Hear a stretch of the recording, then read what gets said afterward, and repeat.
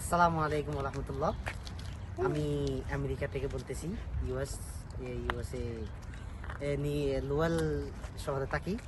মাত্র আসছি 4 মাস হয়েছে। আমি একটা আপনাদেরকে পরামর্শ হোক অথবা বড় ভাইয়ের দিকে পরামর্শ ও ছোট ভাইয়ের দিকে একটু আদেশ করতে চাই।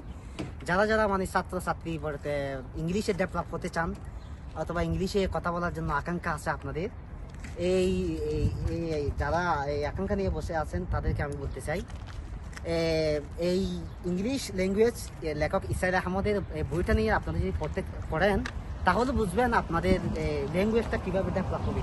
কারণ এখানে খুব সুন্দরভাবে গোছানোভাবে ওয়ার্ডের সাথে সাথে আবার শব্দ অর্থ দেওয়া হয়েছে। নাউন প্রণালী শুরু থেকে শেষভাবে কীভাবে ইংলিশে ডেভেলপ হয়ে যায়। আর একটা এখানে গুরুত্বপূর্ণ বিষয় বোঝানো হয়েছে যে সেটা হলো এক্সারসাইজ। কেউ ইংলিশে ডেভেলপ করতে চাইলে এক্সারসাইজ করতে হয়।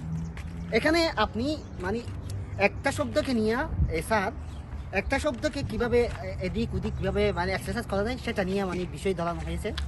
সেই জন্য আপনারা যদি ইংলিশে ডেভেলপ করতে চান, ইংলিশে টকিং করতে চান, আপনারা যদি পড়েন তাহলে বুঝতে পারবেন।